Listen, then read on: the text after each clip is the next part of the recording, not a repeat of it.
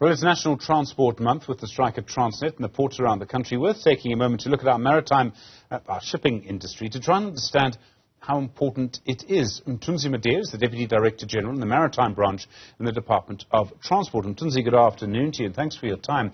I learned today, I didn't know this, that 96% of our imports and exports go through our ports. That's a massive figure. Without this industry, it would be completely lost.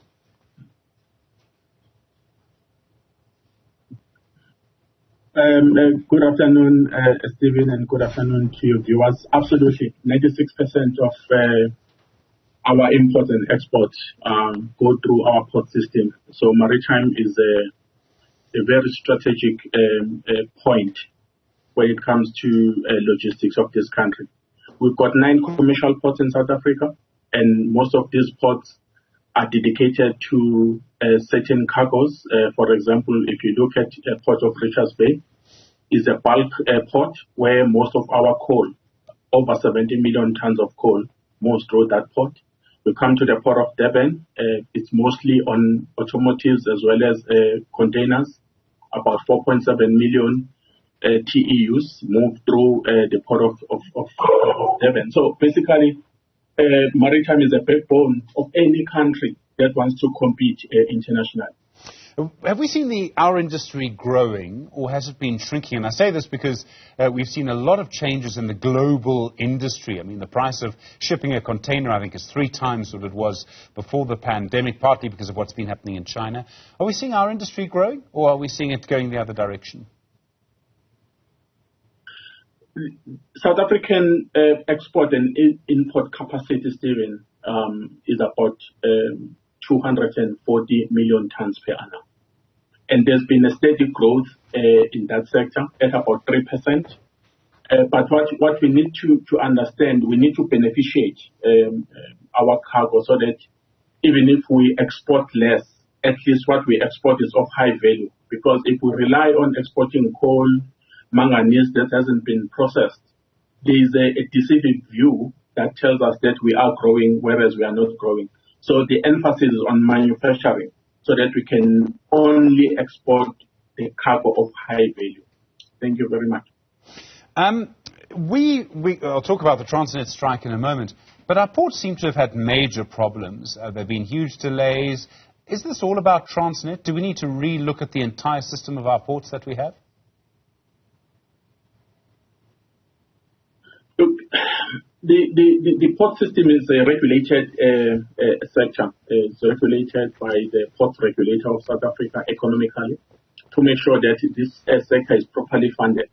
So the challenges that we are seeing in the port system is a poor investment and poor maintenance of infrastructure. If you look at the last time we had a new port, I think it was in 2009, whereby we opened the port of North.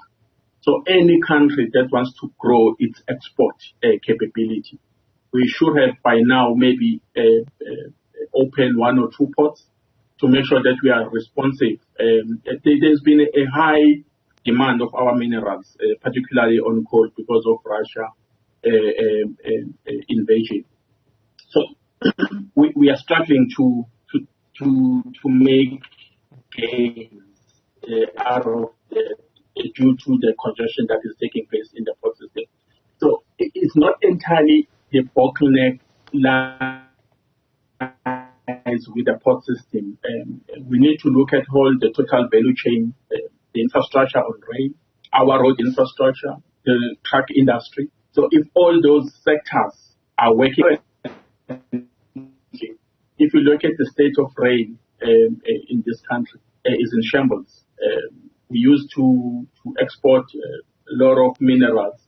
So instead of these minerals going through the rail infrastructure, they are now on the roads. Look at what has just happened in Pongola some few weeks ago. It is precisely the point that our rail infrastructure has collapsed. So we need to reactivate that. The Minister of Transport, Minister Mbalula, launched the rail policy some few months ago. And one of the fundamental objectives of that policy is to make sure that we bring in the third-party operators so that we don't rely solely to Transnet to move our cargo throughout our port system. As I understand it, we've also tried to get more ships to register under our flag. In other words, to have more ships whose sort of home is South Africa. How's that process going? It's moving very slow. But I think before I even talk about the ship register, I think let me talk about the benefits of doing that. Any maritime nation that wants to be recognized, you need to have a ship register that is growing. It assists the country, first of all, as one of the employment packages of the country, because if the vessel is flying South African flag, we are able as a country, this is an international norm, to dictate in terms of who operates that particular vessel. So there's a knock-on effect in terms of that, because we are able to employ South Africans, we are able to grow our careership. Careership program is whereby, Stephen, the students that are at our tertiary level, they require what we call a seat time. So it's very difficult to get vessels that are not flying the flag of your own country to take your students so that they can be able to be exposed, get practical exposure and learning so that they can be able to finish their program. So the importance of ship registry for any maritime nation is very critical. So what is it that we are doing as South Africa, as government of South Africa, in making sure that we grow our ship registry? We've got a policy, comprehensive maritime transport policy, that talks exactly as to what is it that we need to do.